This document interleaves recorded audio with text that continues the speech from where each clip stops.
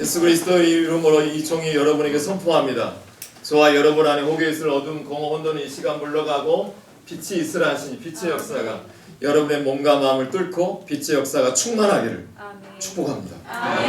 아멘으로 받는 자에게 빛이 있게 될 줄로 믿습니다. 아멘. 오늘 말씀으로 또 축복하면 예수를 죽은 자 가운데서 다시 살리신 그의 영이 너희 안에 거하시면 너희 죽을 몸도 다시 살리시리라 약속하셨어요. 여러분이 영혼이 잘된 같이 육체가 살아나는 은혜가 있기를 소망합니다. 범사가 잘 되어진 은혜가 있기를 소망합니다. 옆에서 한 번만 더 손잡고 올해는 더 크게 잘 될 거야. 올해는 크게 잘 될 거야. 네 몸도 살아날 거야. 네 몸도 살아날 거야.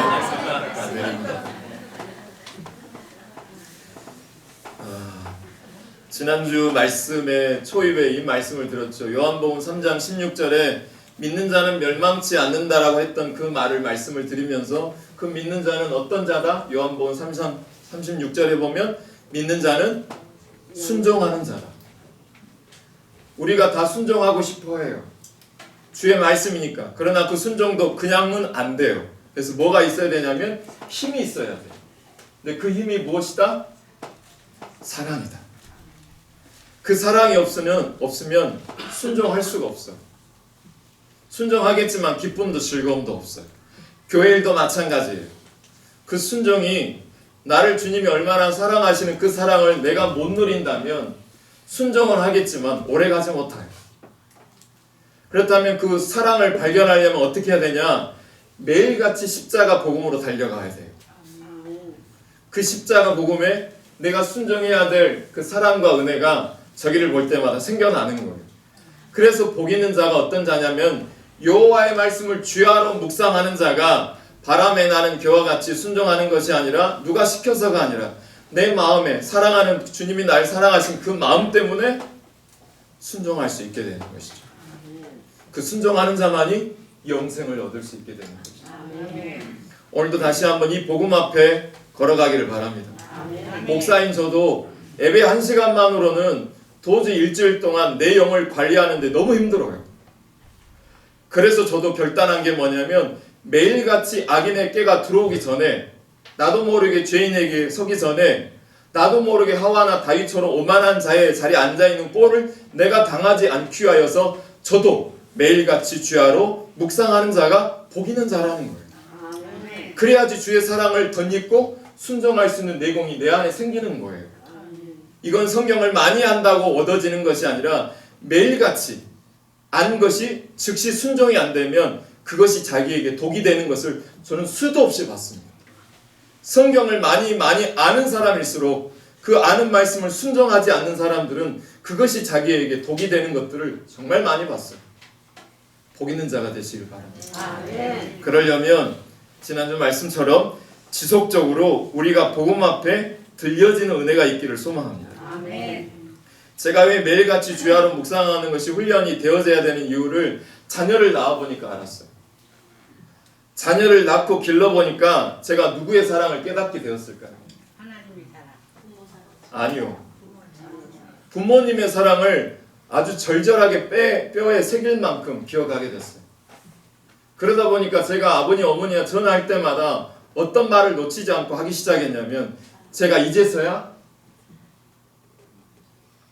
부모님이 얼마나 저를 포기하지 않고 사랑해 주셨는지 알게 됐다고. 그러면서 제 입에서 뭐가 나오기 시작했냐면 지난날에 부모님께 불효했던 게 그렇게 나오는 거예요.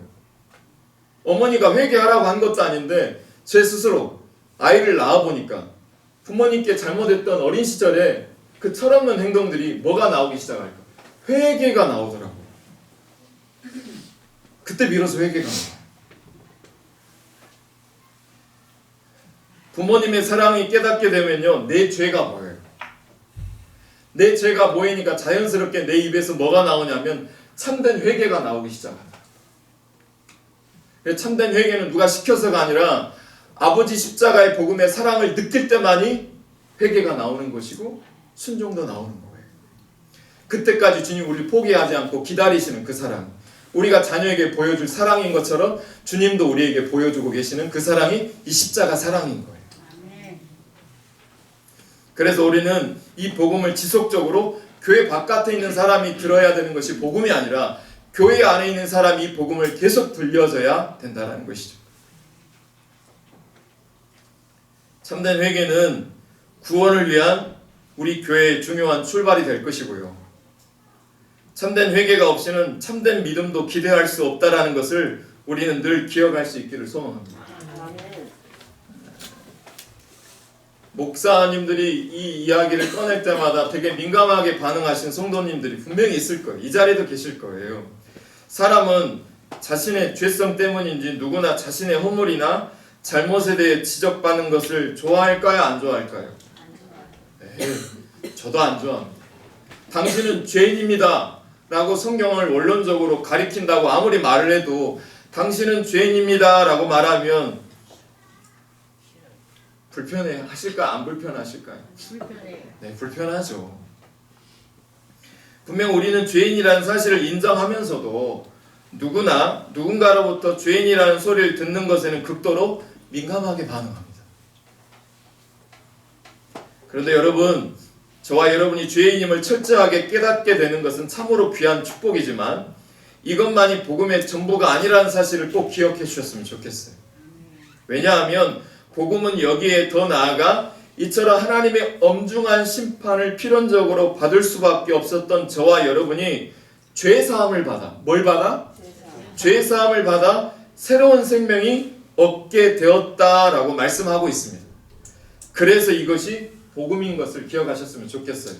복음의 초점은 죄와 그 죄에 대한 회개에 있지 아니하고 중요하지만 그 죄와 회개를 통하여 새로운 생명을 얻게 되는 것이 복음의 가장 중요한 초점이 거기 있다는 것입니다.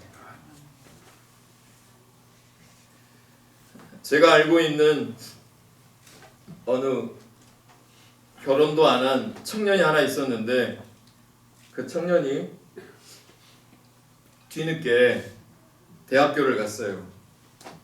평소 건강에 어느 정도 자신 있었던 형제님인데 뒤늦게 직장 생활을 내려놓고 대학교 학과 공부를 하면서 몇 가지 파트타임을 했어요. 일주일에 한두 번씩. 뒤늦은 나이에 부모님에게 손을 벌릴 수가 없으니까 자기가 스스로 부담을 들이지 않고 스스로 학비와 생활비를 충당할 목적으로 고시원에 살면서 알바를 했어요. 근데 알바를 하는 도중에 몇 개월 전부터 갑자기 소화가 안 되는 것이죠. 남자들은 대부분 건강에 자신이 있다 보니까 뭐 먹고 말아버린가요? 가스 활명수나 약을 한번 먹고 남자들은 건강에 너무 자신이 있다 보니까 오히려 잔병치레 골골 몇 년이라고 그러잖아요. 골골. 네? 골골 80년이라고 하는 학설도 있고요.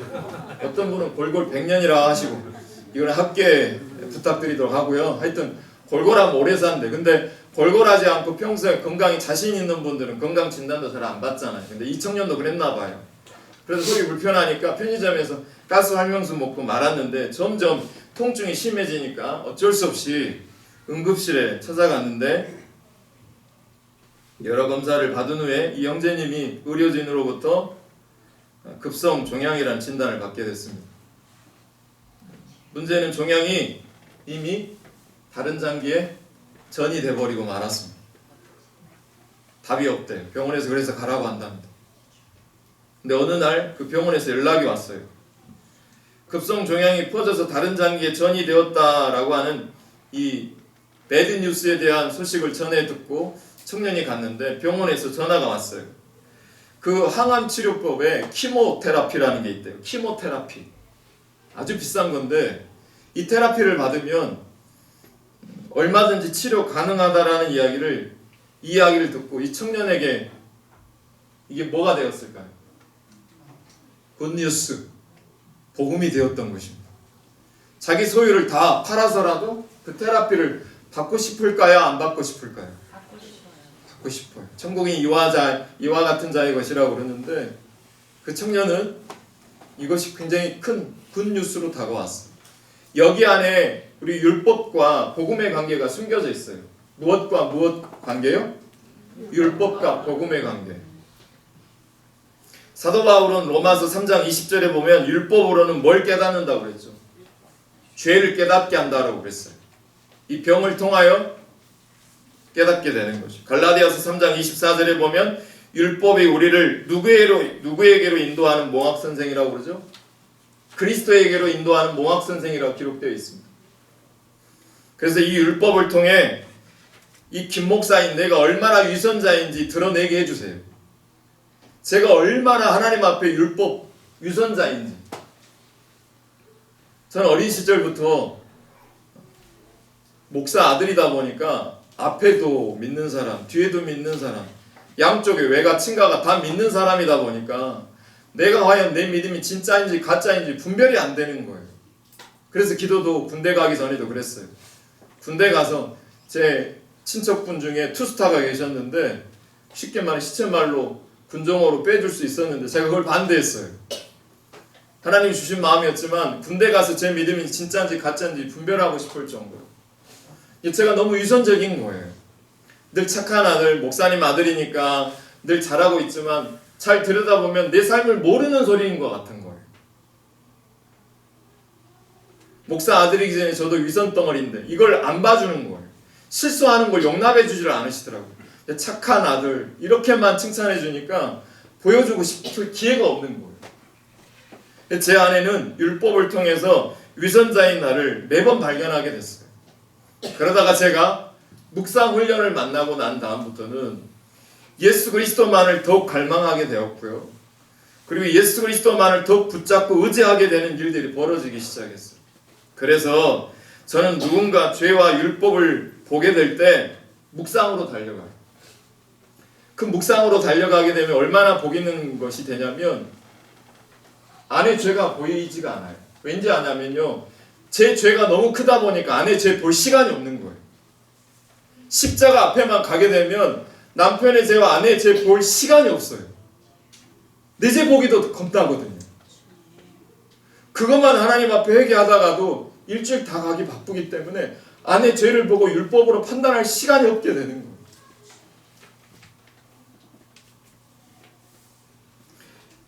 그래서 더욱 붙잡게 되는 것이 십자가였던 것 같아요. 이상관 목사님이라는 분이 계시는데 율법과 복음과의 관계 가운데 중요한 몇 가지를 책을 통해서 제가 얻었는데 인용해서 잠깐 읽어드려 보겠습니다. 율법은 이 복음과 율법과의 관계예요. 첫 번째, 율법은 하나님께로 나아가는 것을 철저하게 금하지만 복음은 우리의 있는 모습 그대로 하나님께 나아가게 한다. 두 번째, 율법은 죄인을 정죄하지만 복음은 죄인을 용서한다. 율법은 우리의 입을 닫고 침묵하게 만들지만 복음은 우리의 입을 열어서 하나님을 찬양하게 한다. 율법은 이것을 행하라 그렇지 않으면 네가 죽을 것이라고 말하지만 복음은 이미 다 이루었으니 이것을 믿고 믿음으로 살라라고 말합니다. 율법은 인간의 죄를 드러내고 율법은 하나님의 사랑을 드러낸다. 율법은 죄를 알게 하고 복음은 구원을 알게 한다. 율법은 복종을 요구하지만 복음은 순종할 수 있는 능력을 줍니다. 제가 제일 목사하면서 부끄럽고 하나님 앞에 연약한 부분을 자랑하는 게 이거예요. 제 자녀들에게 율법은 많이 잘 가르쳐줬는데 복음을 살아내는 능력을 유산으로 남겨주지 아니했던 지난 날들이 너무 부끄러운 거예요. 그래서 지금도 회개해요. 하나님께도 회개하지만 자녀들에게도 지금 회개하고 있습니다. 너희들이 용서해줄 때까지 계속 말해주라고 제가 요구하고 있어요. 저는 모르거든요. 우리 그거 알죠? 가해자는 자기가 한 짓을 모르지만 누구는 알아요. 네. 말하신 분들은 지금 상처가 많으신 분들이에요. 근데 그거 아세요? 제 아버님하고 묵상을 같이 하다가 나눈 말인데 아버님이 그런 말을 하더라고요. 아들아, 우리가 상처받은 사람 있느냐라고 교인들에게 손들어 보려고 그러면 거의 다 든다. 근데 자기가 상처를 준 적이 있느냐라고 물어보면 손을 든 사람이 있을까요? 없을까요? 봐봐요. 다 입 다무시잖아요.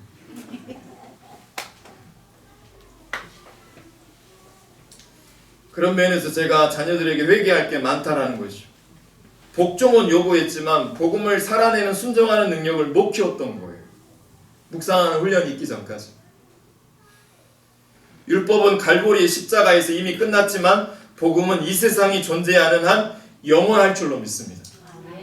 그래서 자녀들 율법을 잘 가르쳤으나 복음을 주지 못해서 한국교회 수많은 기둥들이 없어지고 있는 것이 우리 현실이라고 봅니다. 우리 한번 따라서 해보세요. 미안하다. 용서해 주려고. 이 고백이 자녀들이 흘러가기를 바래요. 아멘. 여러분 어떠십니까? 여러분은 율법을 붙드시겠습니까? 아니면 복음을 붙드시겠습니까? 자신 있게 대답해 보세요. 여러분 율법을 붙드시겠습니까? 아니면 복음을 붙드시겠습니까? 복음. 확실하십니까? 아멘. 그런데 왜 사도 바울은 그렇게 질문했을까요? 스스로에게. 복음을 붙든다라고 여러분도 대답했지만 그런데 복음을 붙들고 예수님을 믿는다는 우리에게 있어서 좀처럼 해결되지 않는 딜레마가 하나가 있어요.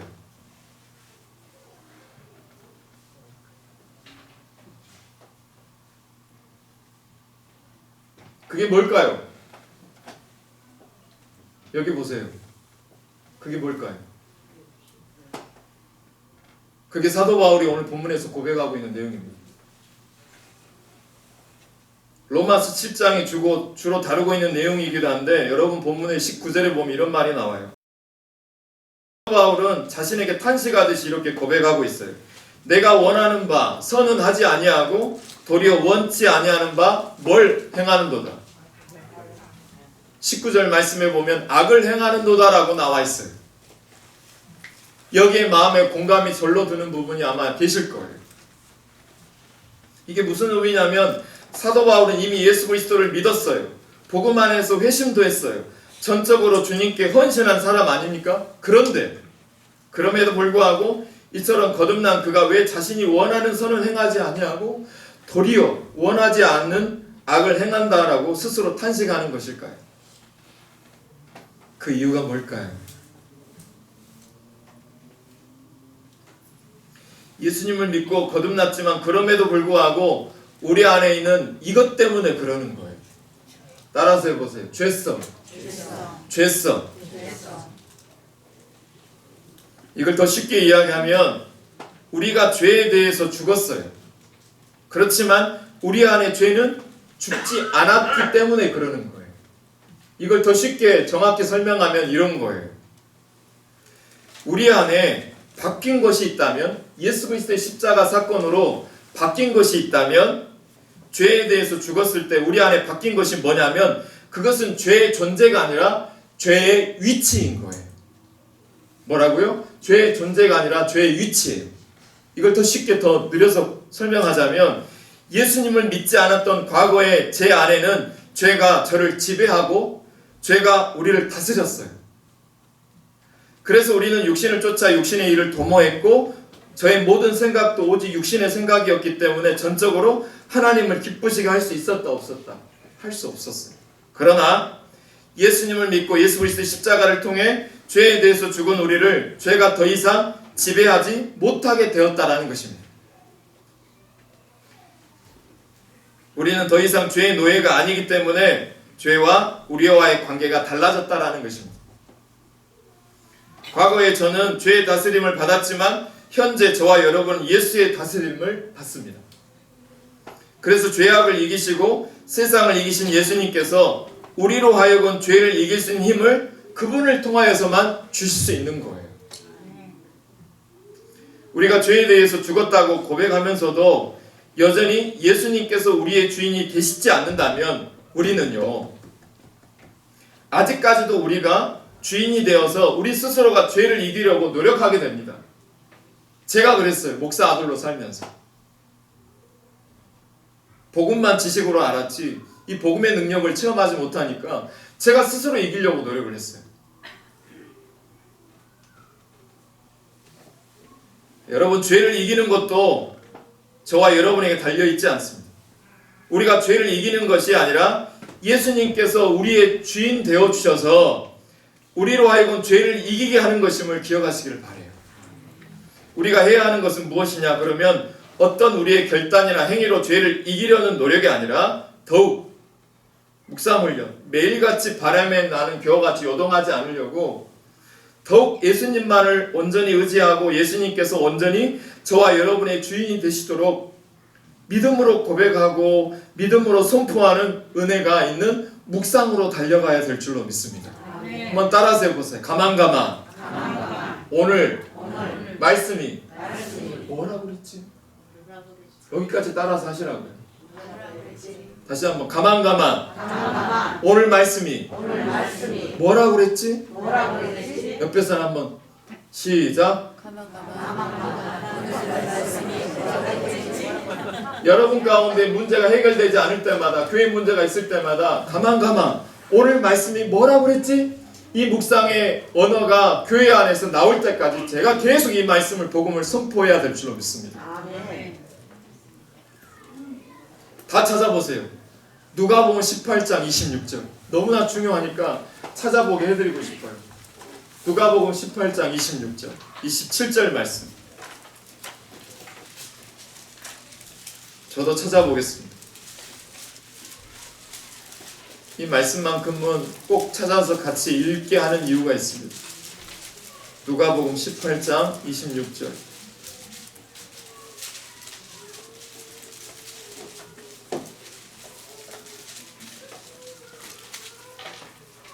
신약성경 127쪽. 그냥 우리 같이 한번 읽어보겠습니다. 시작. 듣는 자들이 이르되 그런즉 누가 구원을 얻을 수 있나이까? 이르시되 무릇 사람이 할 수 없는 것을 누가 할 수 있다? 하나님이 할 수 있음을 믿으시면 아멘. 네. 저는 항상 말씀과 실제로 사는 저의 삶 사이에 틈이 있는 것을 늘 발견하게 돼요. 그래서 저는 설교할 때마다 묵상 훈련을 시작하고 난 다음부터는 누구에게 설교한다고 생각하고 설교 작성을 하는 것을 멈췄습니다.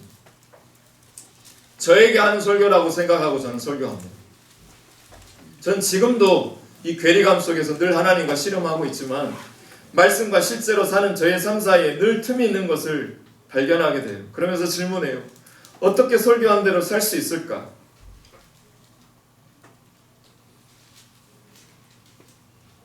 어떻게 설교자가 전하는 말씀 그대로 살 수 있을까? 답은 하나였어요.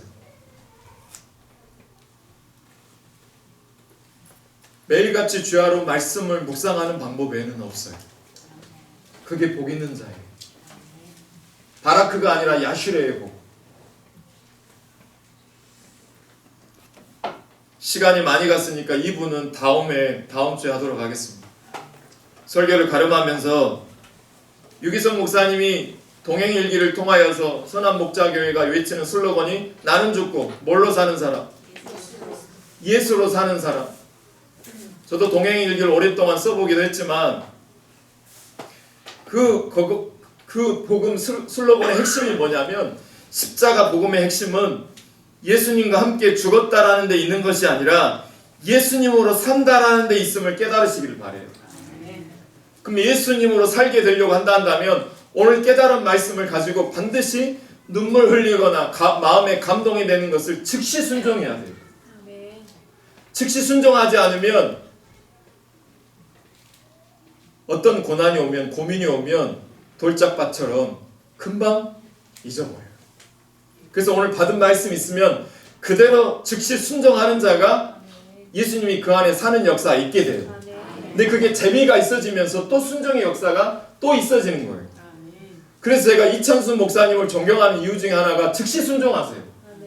그러니까 그 교회가 괜히 큰 게 아닌 것이 아니라 커진 이유가 그 목사님 스스로가 즉시 뱉은 말씀을 즉시 순종하는 삶을 가지고 사니까 교회가 커진 거예요. 우리의 삶의 지경이 넓어지려면 오늘 받은 말씀을 가지고 즉시 삶의 자리에서 순종하는 은혜가 있기를 소망합니다. 감동받은 걸로 끝나면 말 잘하는 목사로 얼마든지 여러분 앞에 설 수 있어요.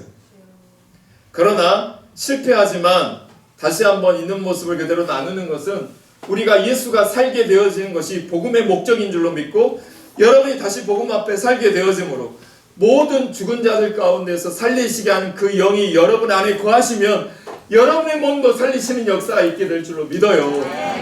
아멘으로 받는 자에게 그 역사가 동일하게 있어질 줄로 믿어요. 아멘. 11절 말씀, 예수를 죽은 자 가운데서 다시 살리신 이의 영이 여러분의 아멘으로 받으시면 그 영으로 말미암아 여러분의 육체를 다시 살리실 줄로 믿습니다. 아멘. 여러분의 영을, 우리 교회를 다시 살리게 하실 줄로 믿습니다. 아멘. 나머지 내용은 다음 주에 영상으로 또 현장에서 나누도록 하겠습니다. 옆에 사람한테 이렇게 한 번만 할게요. 우리 다시 복음 앞에 섭시다. 복음 앞에 섭시다. 눈 보고 하세요. 눈 보고. 어디 땅 보고 하세요. 눈 보고 하세요. 똑 부러지게 아주. 다시 한번 우리 다시 복음 앞에 섭시다. 시작. 아멘. 우리 이 찬양 같이 하면서 결단 찬양해요. 은혜로다 주의 은혜. 이 은혜를 기억할 때만이 기도할 수 있는 힘이 생기고 순종할 수 있는 힘이 생겨요. 해주세요. 가사를 마음에 담고 같이 찬양할게요.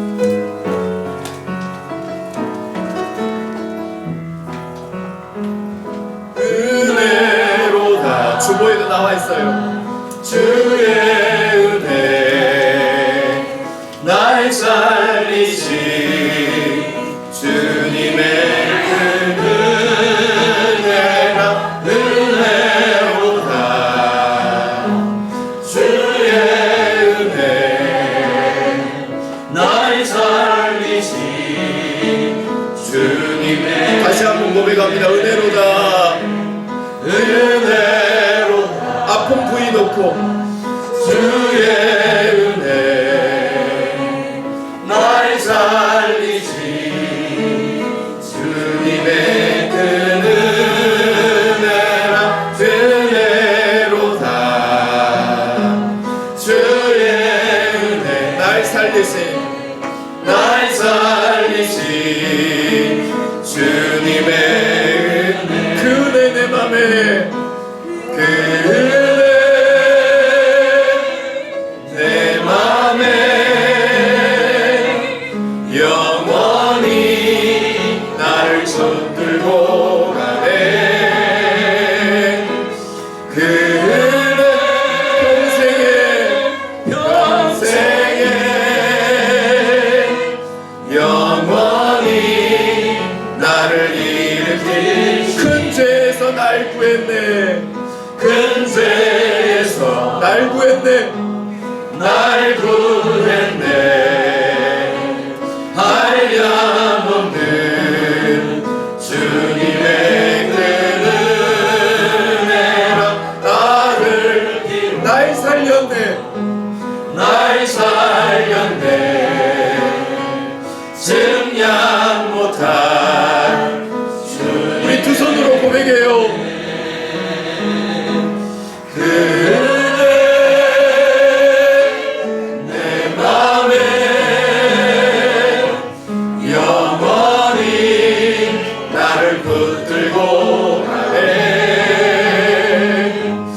그 은혜 평생에 영원히 나를 일으키시네. 계속 만져해주세요. 그 손을 가슴에 얹으세요. 이 시간 말씀 붙들고 하나님 결단하기를 소망합니다. 나의 결단에 있지 아니하고 하나님의 영이 내 안에 거하시면 하나님이 나를 살게 하실 줄로 믿습니다. 우리 교회를 살게 하실 줄로 믿습니다. 병마를 갖고 있는 사랑하는 우리 성도를 살려내실 줄로 믿습니다. 부부의 쓴물로 우울증에 걸려있는 여러분의 마음도 살게 하실 줄로 믿습니다. 우리 교회 모든 죽었던 것들이 살려내게 하실 줄로 믿습니다. 그 마음을 가지고 주님 한번 외치고 나를 살려달라고 기도하겠습니다. 주여! 예수를 통하여서 예수를 죽은 자 가운데서 살리신 이게 하게 하신 그의 영이 너희 안에 거하시면 그의 영으로 말미암아 너희가 살리라. 하나님 약속의 말씀을 근거하여서 사랑하는 성도들이 하나님의 영광을 드러내기 원하여 영광교회가 예수 그리스도의 피 묻은 복음의 그 반석 위에 세우신 이 교회를 다시 한번 복음 앞에 세워지기 원하여서 이 종의 입술을 원합니다. 이 복음 앞에 서게 하여 주옵소서. 이 복음 앞에 내가 선다고 해서 서지는 것이 아니라 얼마나 부모된 내 어머니 아버지가 나를 피와 살을 뜯어서 나를 얼마나 사랑해 주셨는지 그 사랑의 은혜 없이는 내가 순종할 수 없습니다. 하나님 아버지, 내 안에 그 은혜가 머무르게 하여 주옵소서. 성령의 하나님, 성령의 하나님의 영이 이 교회 안에 하나님의 심이 수면 위에 거하게 하여 주옵소서. 하나님의 신이 저들의 아픈 마음 가운데 위로받을 마음 가운데 있어지게 하여 주옵소서. 성령의 영이여, 질병 가운데 있는 성도에게 수많은 어려운 즐겁된 삶을 통하여서 쓰러져 엉망에 있는 사랑하는 성도들 하나님 은혜가 흘러가게 하여 주옵소서. 아버지 하나님 은혜를 베풀어 주세요. 하나님 은혜를 부어주세요. 영광께 은혜를 부어주세요.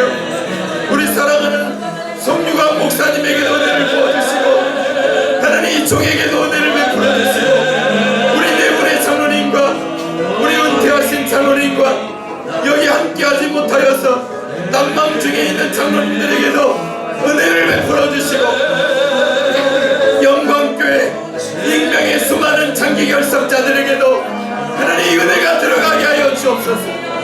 복음이 들어가게 하여 주시고 같이 다시 한번 복음 앞에 세워지는 역사가 있어지게 하여 주옵소서. 하나님 감사합니다.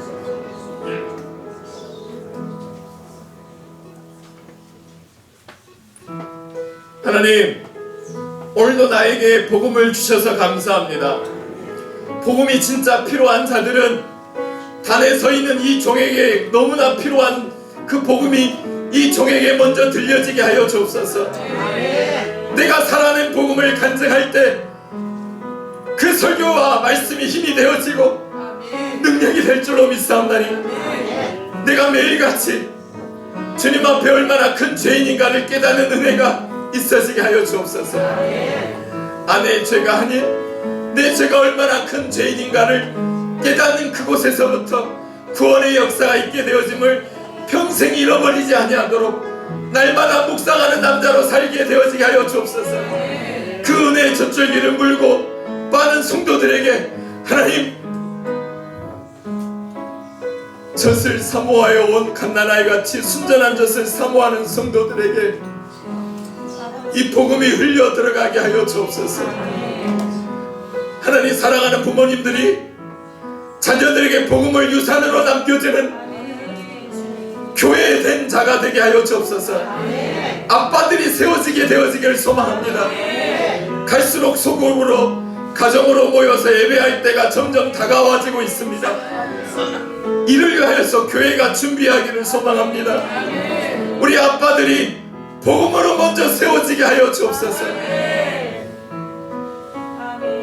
우리 사랑하는 송유관 목사님 축복해 주시옵소서.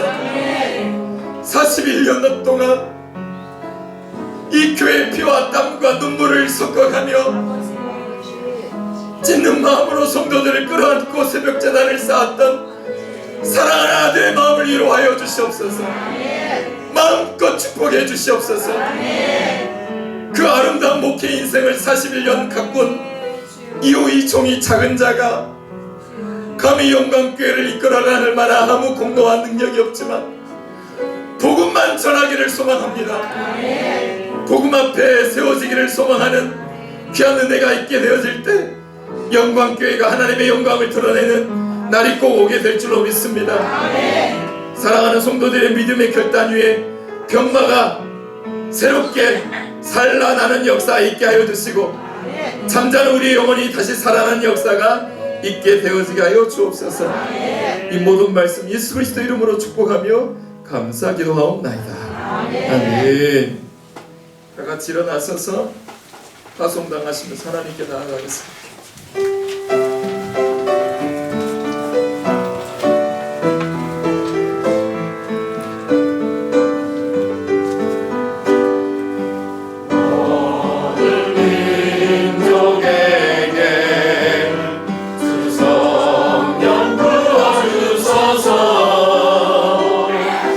아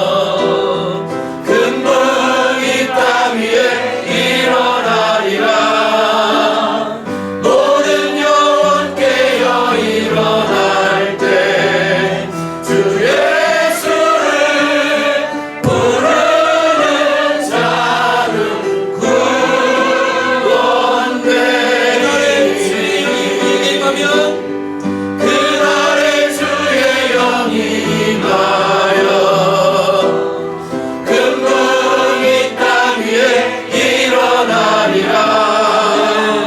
모든 영 깨어 일어날 때 주 예수를 부르는 자는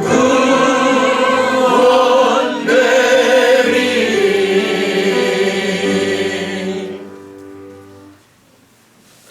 이제는 우리 주 예수 그리스도의 은혜와 하나님의 놀라우신 사랑과 성령의 무한 교통하심이 예수를 죽은 자 가운데서 다시 살리게 하신 이에 그의 영이 너희 안에 거하면 너희 몸도 너희 영도 너희 교회도 너희 가정도 너희 자녀도 이 나라와 이 민족과 열방도 다시 살아나겠다고 말씀하여 주신 그 말씀을 아멘으로 받고 저들의 삶으로 파송당하여서 그 말씀대로 믿고 살고 누리기를 간절히 바라는 저들의 마음과 머리 위에 그 자녀들과 그 사업과 사업장 위에 저들의 모든 자녀들과 이 나라 위에 그 은혜가 지금부터 영원까지 함께 하시기를 간절히 축원하옵나이다. 아멘.